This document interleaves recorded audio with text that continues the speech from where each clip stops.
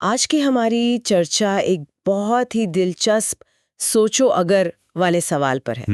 मतलब कल्पना कीजिए कि अगर महात्मा गांधी ने अहिंसा का रास्ता कभी चुना ही ना होता, अगर उन्होंने ब्रिटिश राज के खिलाफ सत्याग्रह और शांति की जगह हिंसा का रास्ता अपनाया होता तो क्या होता? ये सवाल बहुत गहरा है। ये हमें भारत की आज़ादी की कहानी को एक बिल्कुल ही अलग नजरिए से देखने पर मजबूर करता है। सही। आज हम इसी वैकल्पिक इतिहास में उतरेंगे और ये समझने की कोशिश करेंगे कि इस एक फैसले से भारत का मतलब सिर्फ आज़ादी की तारीख नहीं, बल्कि भारत का पूरा चरित्र कैसे अलग हो सकता था। तो चलिए इसे खोलते हैं। अगर गांधी हिंसा का समर्थन करते तो सबसे पहला और बड़ा बदलाव क्या होता? जाहिर है देश का माहौल पूरी तरह बदल जाता। शांतिपूर्ण आंदोलनों की जगह आप कह सकती हैं कि एक सशस्त्र क्रांति की लहर दौड़ जाती। और नेतृत्व भी। बिल्कुल। ऐसे में भगत सिंह, चंद्रशेखर आजाद और उनके जैसे दूसरे क्रांतिकारी संगठन वो राष्ट्रीय आंदोलन के केंद्र में आ जाते। गांधी जैसे नैतिक नेता की जगह एक सैन्यवादी नेतृत्व उभरता। और अंग्रेजों पर इसका क्या असर होता? उन्हें तो शायद एक तरह से मुआ मांगी मुराद मिल जाती। यहाँ एक बहुत दिलचस्प पहलू है। ऊपरी तौर पर लगता है कि वो डर जाते, पर असल में अंग्रेजों को तुरंत और ज्यादा सैन्य बल इस्तेमाल करने का बहाना मिल जाता। अच्छा। वो दुनिया को ये दिखा सकते थे कि वे भारत में सिर्फ कानून और व्यवस्था बनाए रखने की कोशिश कर रहे हैं। मतलब वो अपनी क्रूरता को सही ठहरा पाते। एकदम। हो सकता है कि 1919 के बाद से ही देश में एक गृह युद्ध जैसे हालात पैदा हो जाते, जिसमें अंग्रेज बहुत क्रूरता से विद्रोह को कुचलने की कोशिश करते, जैसा उन्होंने दूसरी जगहों पर किया। हाँ, जैसा उन्होंने केन्या में किया या सीरिया में फ्रांसीसियों ने किया।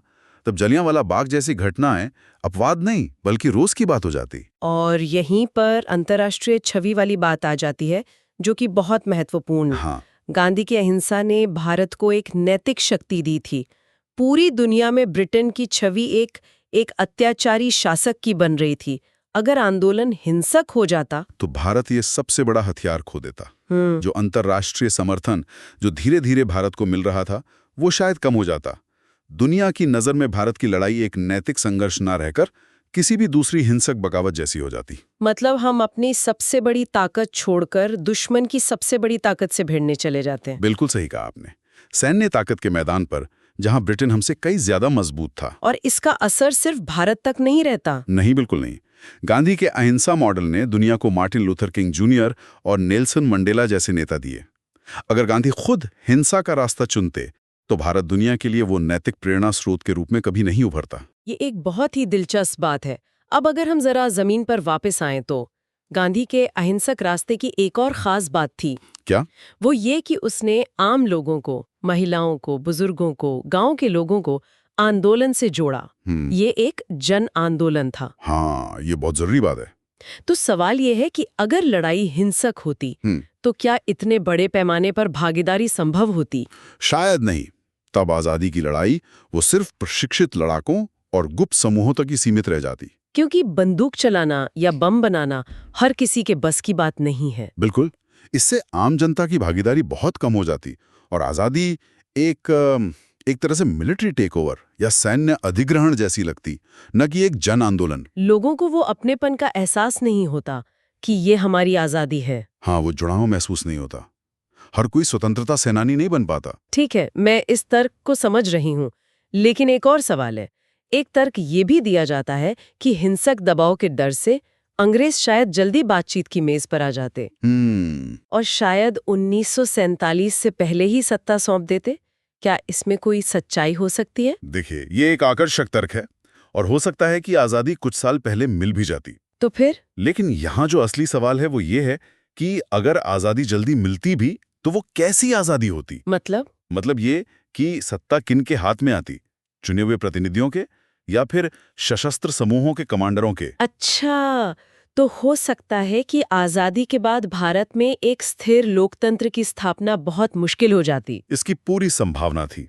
एक राष्ट्र जब हिंसा के जरिए बनता है तो उसकी राजनीतिक संस्कृति में संवाद और सहिष्णुता की जगह शक्ति संघर्ष ले लेता है, जैसा हमने कई दूसरे नव स्वतंत्र देशों में देखा है। बिल्कुल। हो सकता है भारत में सैन्य शासन या किसी एक शक्तिशाली नेता की तानाशाही उभरती, लोकतंत्र की जड़ें शायद कभी जमी नहीं पाती। और हमारे समाज पर इसका क्या असर होता?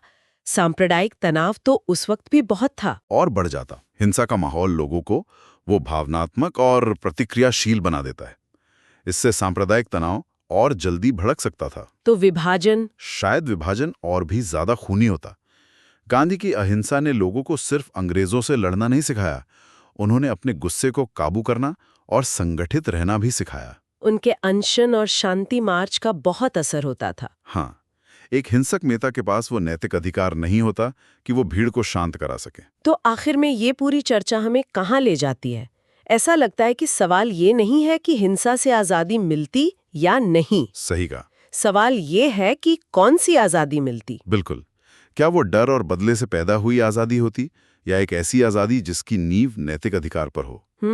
गांधी के रास्ते ने शायद आजादी के रफ्तार को थोड़ा धीमा किया हो, लेकिन उसने भविष्य के भारत के राजनीतिक चरित्र को गढ़ा।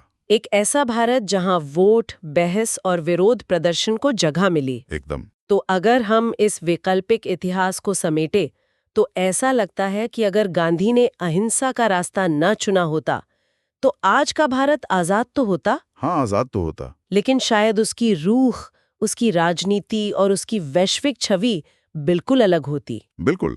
शायद ज्यादा आक्रामक, ज्यादा सैन्यकृत और नैतिक प्रभाव में बहुत कम। एक ऐसा देश जिसकी बुनियाद में ही संघर्ष होता। सही। और ये बदलाव हमारी रोजमर्रा की राजनीति से लेकर हमारी विदेश नीति तक हर जगह झलकता। आज भारत को दुनिया में जो एक सॉफ्ट पावर के रूप में देखा जाता है, उसकी नींव में कहीं ना कहीं गांधी की वही अहिंसक विरासत है। ये सोचो अगर वाला विचार हमें दिखाता है कि इतिहास में एक फैसला, सिर्फ एक फैसला, कैसे किसी देश की पूरी कहानी को बदल सकता है। और ये अपने पीछे सोचने के लिए एक बहुत गहरा सवाल छोड़ जाता है। क्या किसी लक्ष्य को पाना ही सब कुछ है, या उस लक्ष्य को पाने के लिए चुना गया रास्ता भी उतना ही मायने रखता है? ये विचार न सिर्फ इतिहास को समझने के लिए बल्कि आज के समय में बदलाव लाने की कोशिशों के लिए भी बहुत प्रासंगिक है।